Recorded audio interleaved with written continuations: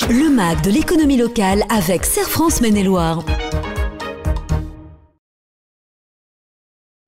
L'été approche et c'est l'arrivée et le retour des jobs d'été. On va parler un petit peu du côté fiscal des choses. Comment ça fonctionne, ces revenus? Comment on les déclare lorsqu'on est étudiant?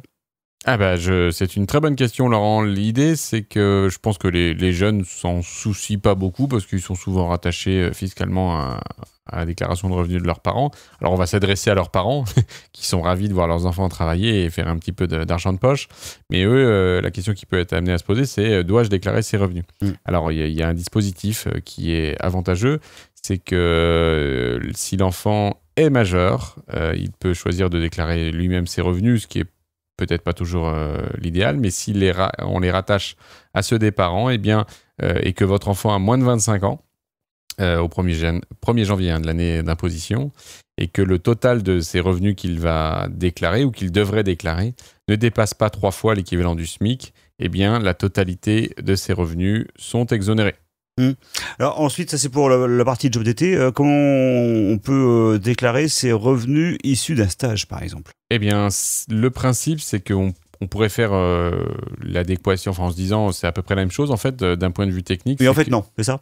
Normalement, on devrait les déclarer, mais il y a quand même eu, au niveau du Code général des impôts, justement une précision en la matière qui fait que là aussi, si la gratification, parce que là on ne parle pas de salaire, on parle de gratification, c'est-à-dire que l'entreprise donne une somme qui peut être ou non chargée, ça aussi c'est encore une spécificité, il n'y a pas d'imposition au niveau des parents qui doivent normalement déclarer ces gratifications. Elles sont déclarables, mais on ne doit pas le faire puisque le montant est en général inférieur, donc pas d'imposition sur ces montants-là aussi. Ce n'est pas sur le papier, mais si je suis en alternance?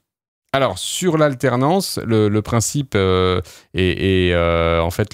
principe est le même, c'est-à-dire qu'on a un contrat de salarié et les salaires qui sont perçus par les apprentis sont exonérés de l'impôt sur le revenu dans la limite du montant annuel du SMIC là aussi, donc SMIC annuel 19 744 € pour 2022, pour 2023 ça sera un peu supérieur.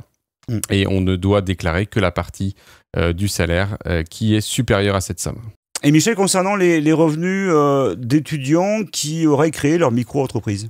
Alors celle-ci, elle est aussi intéressante parce qu'effectivement, la réponse n'est pas tout à fait la même.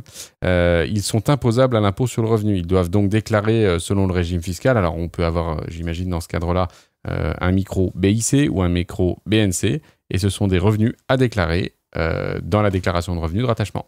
Allez, toutes les infos sont à récupérer évidemment chez son expert comptable préféré du Serre France Maine-et-Loire. Merci Michel Besançon. Merci Laurent.